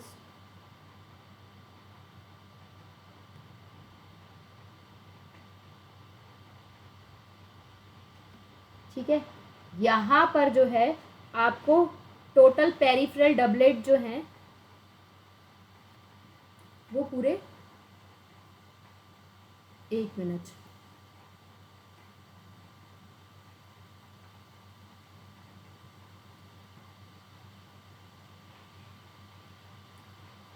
नौ बनाने हैं। 1 2 3 4 5 6 7 8 9, ये बन गए पूरे पेरिफेरल डबलेट। इनको क्या कहते हैं? Peripheral doublet. इनको जो ज्वाइन कर रहे हैं उन्हें हम क्या कहते हैं? लिंकर्स। ठीक है, ये इनको यहाँ से ज्वाइन कर रहे होंगे। नेक्स्ट, ये कितने पेरिफेरल डबलेट है? दे आर 9, टोटल 9 है। नेक्स्ट अगर हम बात करें, बीच में 2 प्रेजेंट होते हैं, जिनके आसपास एक सेंट्रल शीथ प्रेजेंट होती है। क्या प्रेजेंट होती है? ये सिंगलेट होते हैं, और आसपास क्या प्रेजेंट है? That is a central sheath, जो कि इन्हें कवर कर रही है। That is proteinaceous in nature. Next अगर हम बात करें तो ये जो सेंट्रल शीथ है, इसकी जो एक से ये जुड़ा होता है, किसी एक पेरिफेरल डबलेट से जो है ये जुड़ा होगा, किसी एक पेरिफेरल डबलेट से ये जुड़ा होगा, जिसे हम क्या कहते हैं? जिससे जुड़ा होगा, that is known as radial spoke. इसे क्या कहेंगे? रेडियल स्पोक कहेंगे। इसीलिए इसका अरेंजमेंट 9+2 होता है। टोटल पेरीफ्री पे 9 और बीच के 2, 9 वाले डबलेट है, और ये जो 2 है ये सिंगलेट है। ठीक है, इसके अलावा अगर आप ध्यान से एनसीईआरटी देखें तो यहाँ पर ऐसा करके कुछ स्ट्रक्चर प्रेजेंट है। इन्हें क्या कहते हैं? इन्हें कहते हैं डायन आर्म। क्या कहते हैं इन्हें? डायनिन आर्म। डायनिन आर्म। ये जो डायनिन आर्म का काम होता है, ये आपको हर जगह देखने को मिलेंगे। इनका काम क्या होता है? ये एटीपी को ब्रेक डाउन करते हैं। ठीक है, क्योंकि फ्लैजिला और सीलिया के लिए मूवमेंट करानी है। मूवमेंट के लिए आपको एनर्जी रिक्वायरमेंट होगी। एनर्जी मतलब एटीपी टूटेगा, तो ये जो डायनियन आर्म होते हैं ये एटीपी का ब्रेक डाउन कराते हैं। Help in ATP break down. कैसे काम करते हैं? Work as a ATPase enzyme. कैसे काम करते हैं? एटीपीएज एंजाइम की तरह काम करते हैं। So this is a diagram of NCERT. As you see, ये जो स्ट्रक्चर प्रेजेंट है यही है डायनियन आर्म, जो कि एटीपीएज एंजाइम की तरह काम करता है, ब्रेक डाउन करता है एटीपी का। These are the peripheral microtubules, जो कि डबलेट होते हैं, पूरे 9 प्रेजेंट है। उसके अलावा ये इंटर डबलेट ब्रिज है, जो 2 डबलेट को कनेक्ट कर रहा है, जिसे आप लिंकर कह रहे हो। जिसको आप लिंकर कह रहे हो वो एक तरीके का ब्रिज है कि 2 डबलेट ब्रिज को कनेक्ट कर रहा है, उसे हम इंटर डबलेट ब्रिज कहते हैं। This is a central sheath that is proteinaceous in nature. These are the radial spoke, ये भी टोटल 9 होंगे, और ये किसी एक पेरिफेरल डबलेट के साथ अटैच होंगे। ये है सेंट्रल माइक्रोट्यूब्यूल, जो कि 2 इन नंबर होंगे, और ऐसे अरेंजमेंट को 9+2 अरेंजमेंट जो है कहते हैं। ठीक है, is it clear to everyone? आगे बढ़ें और अब आगे हम बात करेंगे सेंट्रोजोम और सेंट्रियोल्स की। सो अगर हम बात करें सेंट्रियोल और सेंट्रोजोम की, ये कहाँ देखने को मिलते हैं? That they are found in animal cell. Animal cell में देखने को मिलेंगे। सेंट्रियोल जो होते हैं they are paired structure, paired structure होते हैं, मतलब सेंट्रियोल दो प्रेजेंट होते हैं। चाहे सेंट्रियोल की बात करो या सेंट्रोजोम की बात करो, ये दोनों के दोनों कहाँ देखने को मिलेंगे? एनिमल सेल के अंदर। सेंट्रियोल जो है that is a paired structure, दो के प्रेजेंट में प्रेजेंट होगा। नेक्स्ट अगर हम बात करें सेंट्रोजोम की, तो सेंट्रोजोम जो है दे आर सराउंडेड बाय, ठीक है, that they are surrounded by amorphous pericentriolar substance. They are surrounded by amorphous pericentriolar substance, मतलब कुछ ऐसा कोई सब्सटेंस amorphous सब्सटेंस प्रेजेंट होता है, ठीक है। And centriole is look like a cartwheel. Next centriole जो होते हैं ये दो प्रेजेंट होते हैं, they are two in number as well as perpendicular to each other, एक दूसरे से परपेंडिकुलर होते हैं, ठीक है। अब देखो ये बना दिए मैंने सेंट्रियोल, ये क्या बना दिए मैंने? सेंट्रियोल। और इसके आसपास अमॉर्फोस पेरीसेंट्रियोलर सब्सटेंस प्रेजेंट है जो कि कोई शेप नहीं दे रहा है। और इस पूरे स्ट्रक्चर को आप क्या कहोगे? This whole structure is known as centrosome. मेरी बात समझे? मेरी बात समझे? मेरी बात समझे? So this is your centriole. फिर से ड्रॉ करो। इसके आसपास क्या प्रेजेंट है? That is a amorphous pericentriolar substance और the whole structure is known as centrosome. तो क्या कह सकते हैं कि सेंट्रोजोम के अंदर दो सेंट्रियोल प्रेजेंट होते हैं at right angle and these are centriole. तो टू सेंट्रियोल्स आर प्रेजेंट, दो सेंट्रियोल होते हैं, they are perpendicular to each other, ठीक है। And this is a amorphous pericentriolar substance, amorphous substance, ठीक है। नेक्स्ट अगर हम बात करें कि सेंट्रियोल का फंक्शन क्या होता है, ठीक है। सेंट्रियोल का क्या फंक्शन होता है? ये जो सेंट्रियोल है, ठीक है, ये क्या बनाते हैं? They form a basal body, basal body बनाते हैं।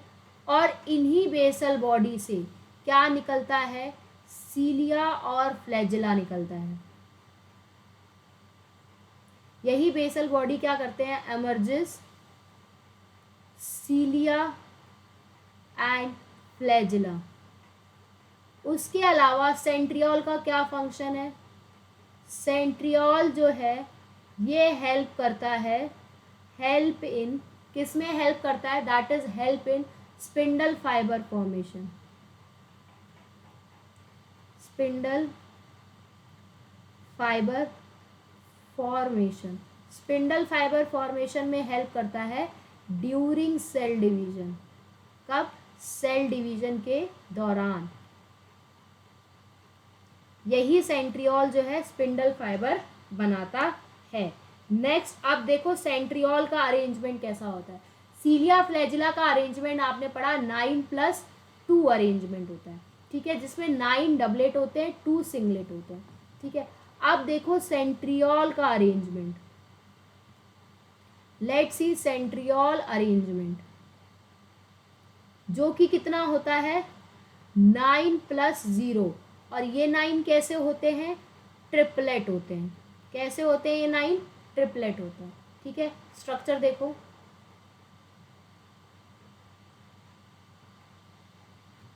ठीक है, यहाँ पर बनाओ 1 2 3 1 2 3 1 2 3 1 2 3 1 2 3 2 3 4 5 1 2 3 1 2 3 1 2 3 1 2 3। ठीक है, ये हम क्या कहते हैं, जैसे वहाँ पर पेरिफेरल डबलेट थे, यहाँ है पेरिफेरल ट्रिपलेट। ठीक है, यहाँ है पेरिफेरल ट्रिपलेट। उसके बाद ये जो पेरिफेरल ट्रिपलेट है उसमें से एडजेसेंट वाले ज्वाइंट होते हैं। कौन से ज्वाइंट होते हैं? एडजेसेंट वाले ज्वाइंट होते हैं। कौन से ज्वाइंट होते हैं?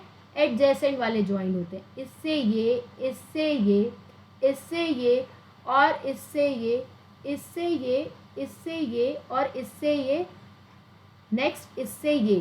तो ये किसकी तरह दिख रहा है? Look like a cartwheel, look like cartwheel, cartwheel की तरह दिख रहा है।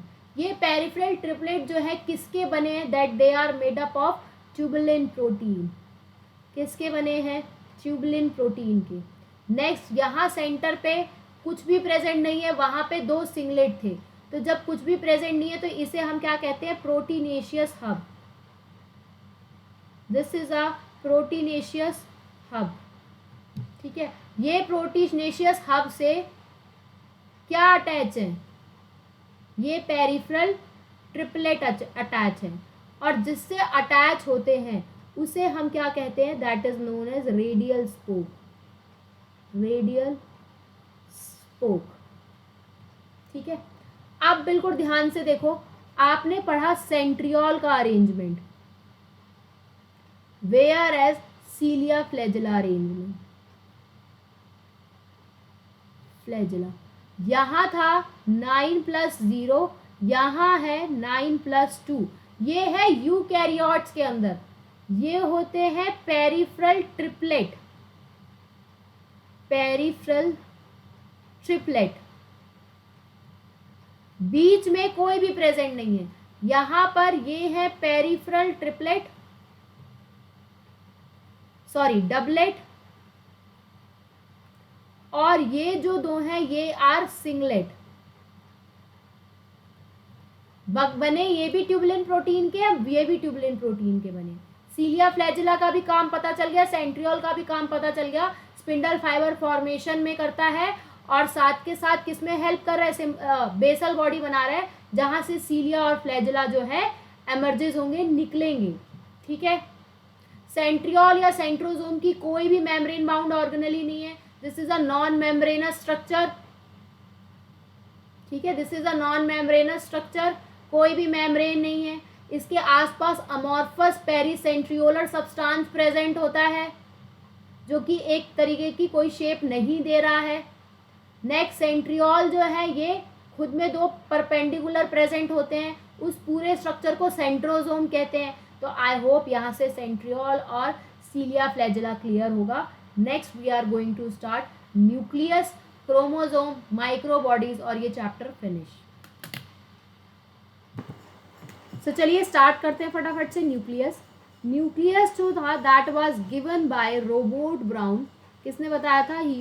इन्होंने देखा था, रोबर्ट ब्राउन ने, इन्होंने डिस्कवर किया था न्यूक्लियस के बारे में। नेक्स्ट अगर हम बात करें, न्यूक्लियस को क्या कहा जाता है? It is known as a brain of a cell. क्या कहा जाता है? ब्रेन ऑफ सेल कहा जाता है। नेक्स्ट अगर हम बात करें तो जितनी भी आपकी सेलुलर एक्टिविटीज़ है दैट वाज कंट्रोल्ड या रेगुलेट बाय न्यूक्लियस। जितनी भी सेलुलर एक्टिविटीज़ बॉडी के अंदर हो रही है, सेल के अंदर हो रही है, उसे रेगुलेट करने का काम न्यूक्लियस करता है। न्यूक्लियस के पास क्रोमैटिन प्रेजेंट होता है। What is chromatin? क्रोमैटिन है क्या? It is a genetic material. Chromatin क्या है? It is a genetic material, genetic material. क्या है? जेनेटिक मटेरियल है। और ये क्रोमैटिन का जो नाम है ये किसने दिया था? That was given by Fleming. किसने दिया था? फ्लेमिंग ने दिया था। किसने दिया था? फ्लेमिंग ने दिया था। नेक्स्ट अगर हम बात करें तो क्रोमैटिन की जो स्टेनिंग है, क्रोमैटिन आपको कब दिखेगा, दैट इज ओनली अपीयर, कब दिखेगा, जब आप उसे स्टेन कर दोगे किसी भी बेसिक डाई से, जैसे कि मिथाइलिन ब्लू और फ्यूशिन। मिथाइलिन ब्लू और फ्यूशिन से जब स्टेन करोगे तब क्रोमैटिन जो है विजिबल होगा। नेक्स्ट अगर हम बात करें तो जितनी भी मैच्योर आरबीसी हैं या सीव ट्यूब सेल्स हैं उनके अंदर न्यूक्लियस एब्सेंट होता है। नेक्स्ट अगर हम बात करें, न्यूक्लियस जो है दैट इज प्रेजेंट पर, न्यूक्लियस इज प्रेजेंट 1 पर सेल, लेकिन ऐसा हो सकता है कि न्यूक्लियस की मल्टी न्यूक्लिएट कंडीशन भी आ जाए। और साथ के साथ अगर हम बात करते हैं मैच्योर आरबीसी की, मैच्योर आरबीसी की और सीव ट्यूब सेल्स की, तो वहाँ न्यूक्लियस होता ही नहीं है। मल्टी न्यूक्लिएट कंडीशन कहाँ आ जाती है, राइजोपस में, जो कि फंजाई है। ठीक है, फंजाई कहाँ पड़ा था, फाइकोमाइसिटीज में। ठीक है, और मैच्योर आरबीसी और सीव ट्यूब सेल्स में तो न्यूक्लियस होता ही नहीं है। नेक्स्ट अगर हम बात करें, जब भी कभी न्यूक्लियस की स्टडी करनी है, what is a best phase two study the nucleus, chromosome की अच्छी स्टडी मेटाफेज में की जाती है। न्यूक्लियस की अच्छी स्टडी तब की जा सकती है जब न्यूक्लियस इंटरफेज में हो, मतलब न्यूक्लियस डिवाइड ना कर रहा हो, रेस्टिंग स्टेज में हो, क्योंकि जैसे ही सेल डिवाइड करना शुरू कर देती है न्यूक्लियस डिसअपीयर हो जाता है। So when cell starts dividing,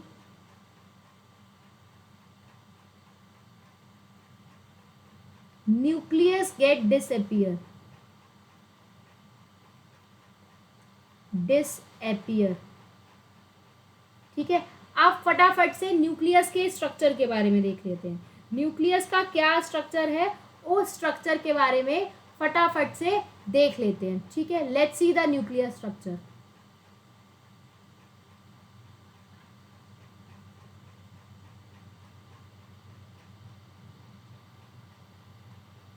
ठीक है, सो मैं यहाँ पे न्यूक्लियस का स्ट्रक्चर बना रही हूँ, बिल्कुल आप लोगों को ध्यान से देखना है।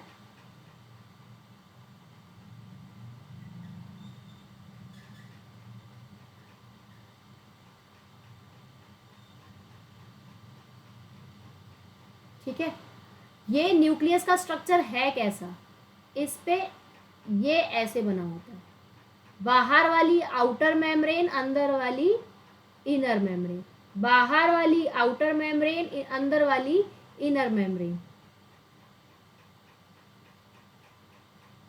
ठीक है, साथ के साथ आप भी ड्रॉ कीजिए, बाहर वाली आउटर मेम्ब्रेन, अंदर वाली इनर मेम्ब्रेन। सो बाहर वाली हो गई आपकी आउटर मेम्ब्रेन, अंदर वाली हो गई inner membrane, inner membrane. Next ये जो आपको पोर लाइक स्ट्रक्चर दिख रहा है जगह जगह, ये क्या है, न्यूक्लियर पोर। क्या है ये, न्यूक्लियर पोर। ठीक है, इसके अलावा इसके अंदर क्या प्रेजेंट होता है, इसके अंदर न्यूक्लियोलस प्रेजेंट होता है। सो दिस इज अ न्यूक्लियोलस, ये क्या है, न्यूक्लियोलस है, ये क्या है, न्यूक्लियोलस है। नेक्स्ट ये जो पूरा है इसको आप क्या कहेंगे, न्यूक्लियोप्लाज्म कहेंगे। जैसे साइटोप्लाज्म सेल का होता है, न्यूक्लियस का न्यूक्लियोप्लाज्म होता है। नेक्स्ट इसके अलावा यहाँ पर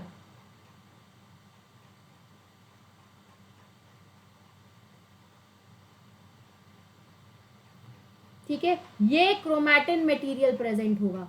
क्या प्रेजेंट होगा, क्रोमैटिन मटेरियल। और आप न्यूक्लियस की सबसे अच्छी स्टडी कब कर सकते हो, जब वो इंटरफेज में हो, डिवाइड नहीं कर रहा हो। ठीक है, ये आपने जो न्यूक्लियस का डायग्राम बनाया है, तो this is a at interphase stage, ये इंटरफेस स्टेज पे दिख रहा है आपको इतना अच्छा सा। नेक्स्ट ये जो स्पेस है इसे क्या कहते हैं, पेरी न्यूक्लियर स्पेस। क्या कहते हैं, पेरी न्यूक्लियर स्पेस। अब एक एक के बारे में हमें पढ़ना है, क्या होता है पेरी न्यूक्लियर स्पेस, इसके बारे में पढ़ना है। ठीक है, नेक्स्ट अगर हम बात करें आउटर और इनर मेम्ब्रेन को न्यूक्लियर एनवेलप कहते हैं, इसके बारे में पढ़ना है। साथ के साथ न्यूक्लियोप्लाज्म के अंदर क्या क्या प्रेजेंट होता है इसके बारे में पढ़ना है। इसके अलावा क्रोमैटिन मटेरियल और न्यूक्लियर पोर जो है कैसे बनता है इसके बारे में पढ़ना है। ठीक है, सो फटाफट से शुरू करते हैं और न्यूक्लियोलस क्या होता है इसके बारे में पढ़ना है।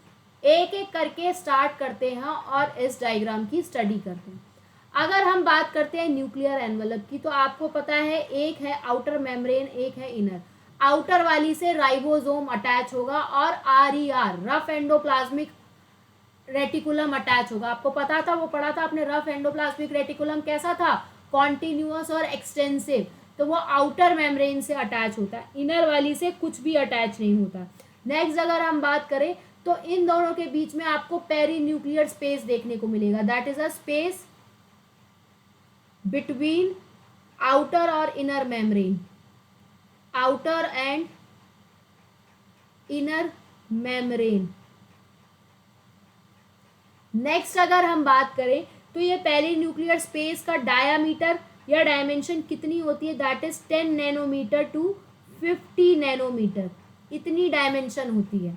नेक्स्ट पेरी न्यूक्लियर स्पेस का काम क्या होता है, it is act as a barrier, किसकी तरह एक्ट करता है, बैरियर का तरह एक्ट करता है, बैरियर का तरह एक्ट करता है, किस लिए, बिटवीन द साइटोप्लाज्म, साइटोप्लाज्म के लिए और न्यूक्लियस के लिए एंड न्यूक्लियोप्लाज्म के लिए, ताकि न्यूक्लियोप्लाज्म का सब्सटेंस और साइटोप्लाज्म का सब्सटेंस जो है मिक्स ना हो, तो उनके बीच में बैरियर की तरह कौन एक्ट करता है, peri nuclear space.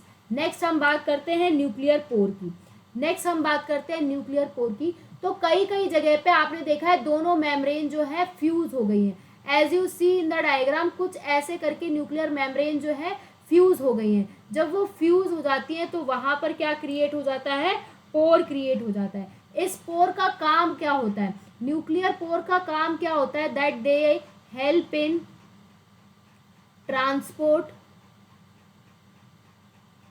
Of RNA and protein, RNA और प्रोटीन का ट्रांसपोर्ट करने में हेल्प करते हैं between cytoplasm and nucleoplasm, cytoplasm और न्यूक्लियोप्लाज्म के बीच में। नेक्स्ट हम बात करते हैं व्हाट इज न्यूक्लियोप्लाज्म। न्यूक्लियोप्लाज्म क्या होता है, तो it is a nuclear matrix, ठीक है, मैट्रिक्स है न्यूक्लियस का, सारे इसके अंदर न्यूक्लियोलस और क्रोमैटिन मटेरियल प्रेजेंट होता है, सेमी सॉलिड होता है और कोलाइडल इन नेचर होता है। ठीक है, न्यूक्लियोलस और आपका क्रोमैटिन मटेरियल इसी के अंदर आपको देखने को मिलता है। नेक्स्ट हम बात करते हैं न्यूक्लियोलस की। न्यूक्लियोलस क्या होता है, न्यूक्लियोलस जो होता है that is not bounded by any membrane, not bounded by any membrane, तो ये भी क्या है, मेम्ब्रेन लेस, राइबोसोम, सेंट्रियोल, ये सब क्या है, मेम्ब्रेन लेस। नेक्स्ट अगर हम बात करें, ये क्या होता है, न्यूक्लियोलस कंटिन्यूज रहता है न्यूक्लियोप्लाज्म के साथ। ठीक है, नंबर ऑफ न्यूक्लियाई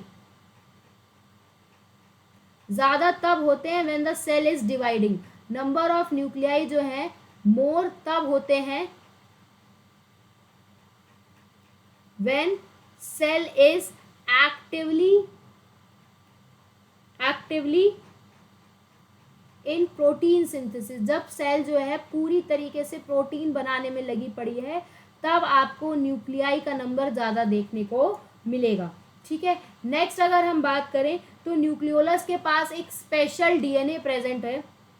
न्यूक्लियोलस है क्या, it is a special DNA, क्या है ये, स्पेशल डीएनए है जिसके पास आरएनए जीन्स प्रेजेंट है, स्पेशल डीएनए in which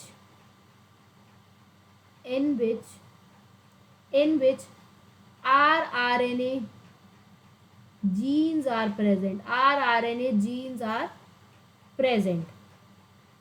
ठीक है, न्यूक्लियोलस का काम क्या होता है, rRNA का बनाना।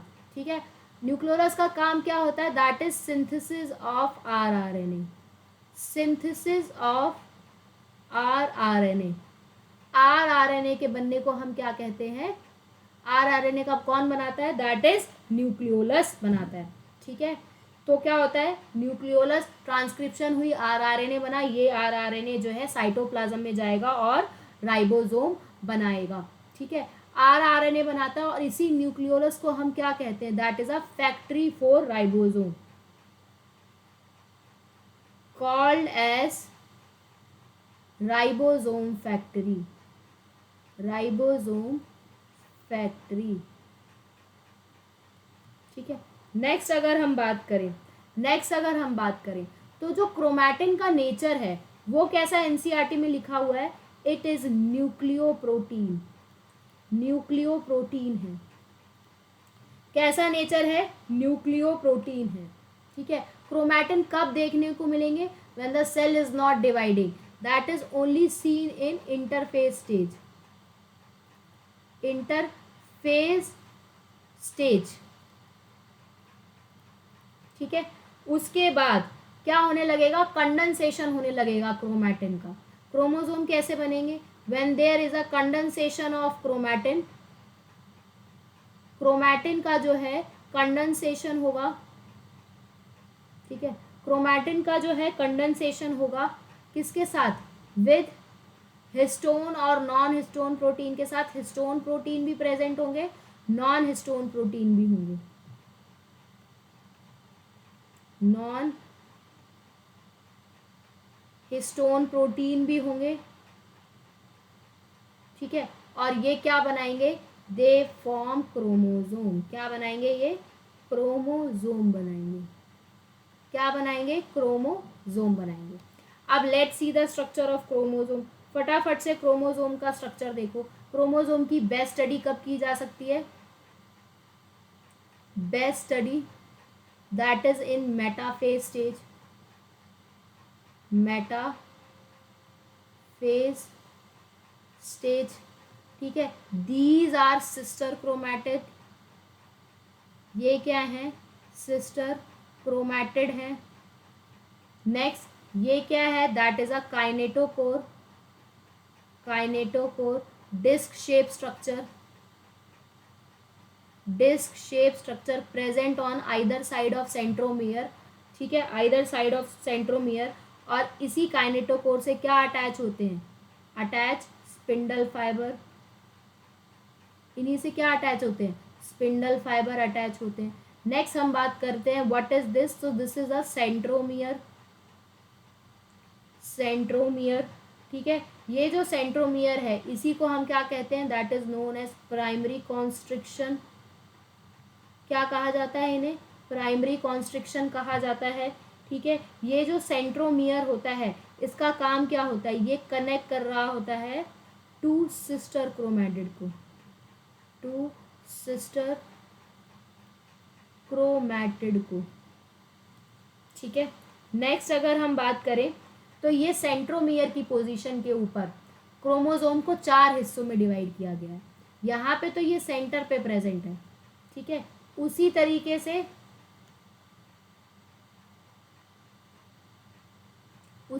से ये बनाया एक क्रोमोसोम, फिर ये बनाया एक क्रोमोसोम, और फिर ये बनाया एक क्रोमोसोम, ठीक है। उसके अलावा ये वाला थोड़ा डायग्राम सही कर देती हूँ,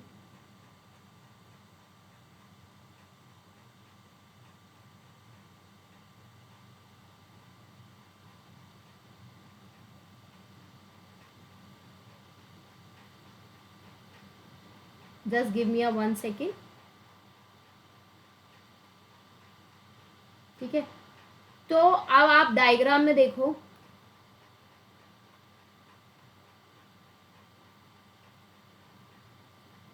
तो जब वो सेंटर पे प्रेजेंट है, तो उसे हमने कह दिया मेटासेंट्रिक। सेंट्रोमियर जो है बिल्कुल सेंटर पे है, सब मेटासेंट्रिक है, ये सेंटर से थोड़ा खिसक गया है, सब मेटासेंट्रिक, दैट इज अ सब मेटासेंट्रिक। क्या हो गया है, सेंट्रोमियर जो है वो स्लाइटली शिफ्ट हो गया है, सेंट्रोमियर शिफ्ट फ्रॉम सेंटर। ठीक है, ये थोड़ा सा डायग्राम सही नहीं बना है।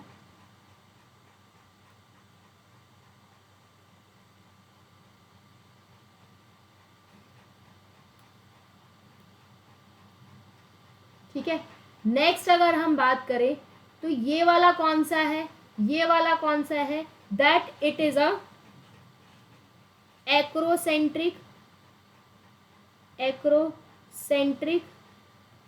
और लास्ट वाला कौन सा है, that is a telocentric.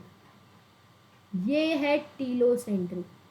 Metacentric मतलब सेंटर पे प्रेजेंट है, इस पे बहुत बार क्वेश्चन आते हैं। सब मेटासेंट्रिक थोड़ा सा सेंटर से खिसक गया है।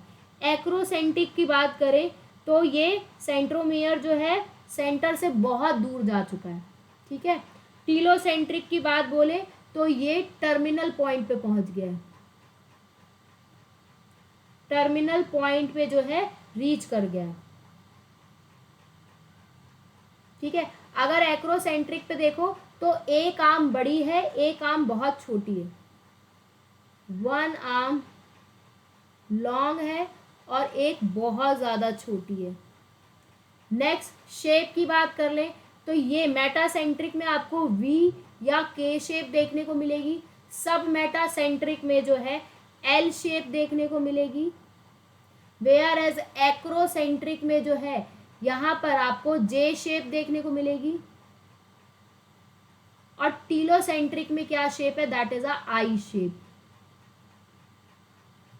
नेक्स्ट अगर हम बात करते हैं, ठीक है, सो दिस इज अबाउट सेंट्रोमियर जो है जब अपनी पोजीशन से खिसक जाए। सेंट्रोमियर को हम क्या कहते हैं, that is known as primary constriction. तो व्हाट इज सेंट्री कॉन्स्ट्रिक्शन, तो व्हाट इज टीलोमियर, ये आपको एनसीईआरटी में दिया हुआ है। ठीक है, when you draw the structure of chromosome, ये आपने सेंट्रोमियर बनाया और ये आपने सिस्टर क्रोमैटिड्स बनाए। ठीक है, उसके बाद यहां पर ये टीलोमियर्स प्रेजेंट होते हैं, ये होते हैं टीलोमियर, टीलोमेयर, टीलोमेयर। ठीक है, जहां पर आपको क्या देखने को मिलेगा, that is end of chromosome, chromosome के एंड पे, end of chromosome having repeated unit of, having repeated unit of repetitive DNA sequence। यहाँ पे DNA सीक्वेंस आपको रेपिटेड में देखने को मिलेगा, कहाँ पे, क्रोमोसोम के एंड पे, जिसे हम टीलोमेयर कह रहे हैं। ठीक है, ये क्रोमोसोम को प्रोटेक्ट करता है डैमेज वगैरह से। ठीक है, और क्रोमोसोम की शॉर्टनिंग ना हो। ठीक है, तो टीलोमेयर का काम क्या होता है, that is help from damage and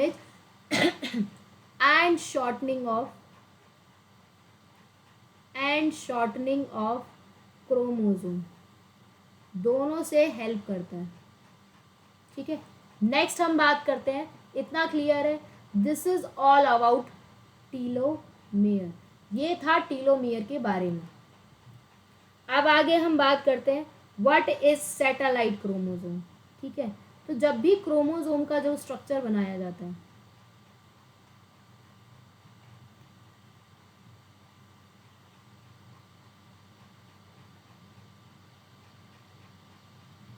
बच्चे सोच रहे होंगे मैम को क्रोमोसोम का स्ट्रक्चर नहीं बनाना आ रहा। एक्चुअली बेटा इतना लिखते लिखते बहुत ज़्यादा हाथ में पेन हो गया है, सो this is the only reason. ये है आपका सेंट्रोमियर और ये है प्राइमरी कॉन्स्ट्रिक्शन। ठीक है, what is satellite DNA, satellite DNA जो है इसके ऊपर बन जाता है। ठीक है, this is a satellite, satellite. और ये जहां बनता है, ये जहां बनता है इस जगह को हम कहते हैं सेकेंडरी कॉन्स्ट्रिक्शन, हम कहते हैं सेकेंडरी कॉन्स्ट्रिक्शन। ठीक है, अब बात करते हैं सेकेंडरी कॉन्स्ट्रिक्शन जो है वो हर जगह प्रेजेंट होता है। ठीक है। सेकेंडरी कॉन्स्ट्रिक्शन जो है कैसे एक्ट करता है, act as a NOR. What is NOR, that is a nucleolar organiser region. Nucleolus बनाने में हेल्प करता है ऑर्गेनाइजर, और जैसी सेल डिवाइड होने लग जाती है क्रोमोसोम पे आ जाता है रीजन. सेकेंडरी कॉन्स्ट्रिक्शन होता कहाँ कहाँ पे, that is 13th chromosome, 14th, 15th, 21, 22 और वाई क्रोमोसोम, सब में नहीं होता है. ठीक है. नेक्स्ट, ये नॉर का काम क्या होता है, that is help in formation of nucleolus. बता ही चुकी हूँ मैं, न्यूक्लियोलस बनाने में हेल्प करता हूँ. ठीक है. कहाँ कहाँ प्रेजेंट होता है, 5 पेयर पे, 13, 14, 15 और 21, 22 और वाई क्रोमोसोम्स पे. नेक्स्ट हम बात करते हैं सेकेंडरी कॉन्स्ट्रिक्शन की. तो ये जो सेकेंडरी कॉन्स्ट्रिक्शन होता है that is a non staining part. Non staining part, not staining part होता है. ठीक है. नेक्स्ट, सेंट्रोमियर जो होता है ये डार्क स्टेन्ड होते हैं क्योंकि ये पहला कॉन्स्ट्रिक्शन है. प्राइमरी कॉन्स्ट्रिक्शन जो है सब क्रोमोसोम में प्रेजेंट होता है. सेकेंडरी क्रोमोसोम सिर्फ 13, 14, 15, 21, 22 और वाई क्रोमोसोम पे होता है. नेक्स्ट हम बात करते हैं, so this is about secondary constriction. इतना जो है क्लियर हो गया होगा सेकेंडरी कॉन्स्ट्रिक्शन के जो बारे में है. ठीक है. नेक्स्ट अगर हम देखें,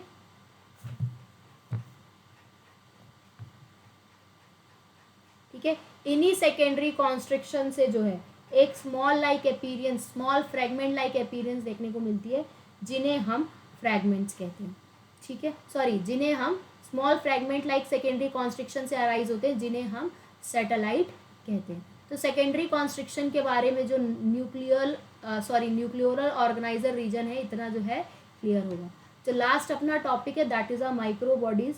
ये जो लिखा हुआ है पहले से, तो माइक्रो बॉडीज जो होती हैं वो बहुत सारी होती हैं. They are more in number. Minute vessels होती हैं, छोटी छोटी, सिंगल मेम्ब्रेन बाउंड होती हैं. ठीक है. और इन माइक्रो बॉडीज के अंदर एक स्पेसिफिक एंजाइम प्रेजेंट होता है. माइक्रो बॉडीज प्लांट्स में भी प्रेजेंट होती है और एनिमल्स में भी प्रेजेंट होती है. ठीक है. सबसे पहले हम बात करेंगे स्फेरोजोम्स की. स्फेरोजोम्स जो है, स्फेरोजोम्स को क्या कहा जाता है, ये प्लांट के लाइजोजोम्स हैं. जैसे एनिमल का लाइजोजोम होता है तो प्लांट का लाइजोजोम का नाम क्या है, स्फेरोजोम्स. ठीक है. इसका काम क्या होता है, लिपिड की स्टोरेज करना. अब हम बात करते हैं गोलॉक्सीजोम्स की. ठीक है, दैट इज ग्लायोक्सीजोम्स की. तो ये आपको ऑयली सीड्स में देखने को मिलेगा, सिर्फ प्लांट में प्रेजेंट होता है, जो कि क्या करता है, ऑयल को शुगर में कन्वर्ट कर देता है, या कहो फैट को कार्बोहाइड्रेट में कन्वर्ट कर देता है, या कहो फैट को कन्वर्ट कर देता है कार्बोहाइड्रेट में. तो इसी को हम कहते हैं बीटा ऑक्सीडेशन ऑफ फैट. इसी को क्या कहते हैं, beta oxidation of fat. Last हम बात करते हैं परऑक्सीजोम्स की. तो परऑक्सीजोम जो है वो प्लांट में भी होता है, एनिमल में भी होता है. अगर हम बात करते हैं परऑक्सीजोम्स की प्लांट के अंदर, सॉरी एनिमल के अंदर, तो वो यूरेट मेटाबॉलिज्म में हेल्प करता है. किस में करता है, यूरेट मेटाबॉलिज्म में. और अगर हम बात करते हैं प्लांट्स में, तो वो कहाँ हेल्प करता है, C2 साइकिल में हेल्प करता है. कहाँ करता है, C2 साइकिल में करता है. और उसके अलावा H2O2 का ब्रेक डाउन करता है. उसके अलावा H2O2 का ब्रेक डाउन करता है. ठीक है. नेक्स्ट, ये परऑक्सीजोम्स जो हैं ये प्लांट्स में भी होते हैं और एनिमल्स में भी होते हैं. दोनों में इनके काम पता चल गए होंगे. सो this is all about micro bodies. यहाँ पर जो ये चैप्टर है ख़त्म हो रहा है. नेक्स्ट जो टारगेट की वीडियो है, वो जो टारगेट की वीडियो है आपको वीडियो कल देखने को मिलेगी. तो मैं टारगेट वीडियो भी कल ही सेट करूँगी. तो मुझे नहीं पता, tomorrow I am going to complete. ज़्यादातर चांसेस है मैं anatomy of flowering plant complete करूँगी. ठीक है. That is also going to be a one shot. एक बार में पूरा एनाटॉमी ऑफ फ्लावरिंग प्लांट खत्म करेंगे हम. So this is about the cell the unit of life. Please do like share and subscribe, क्योंकि हर एक नोट जो है मैं इतने अच्छे और साफ़ सुथरे बना रही हूँ सो that you can see each and everything, और एक एक चीज़ को बहुत अच्छे से एक्सप्लेन कर रही हूँ. ठीक है. So thank you so much everyone. See you in the next video. And पढ़ते रहिए, टारगेट को फॉलो करते रहिए प्लीज़. टारगेट को जो है मिस मत कीजिए. And see you in the next video.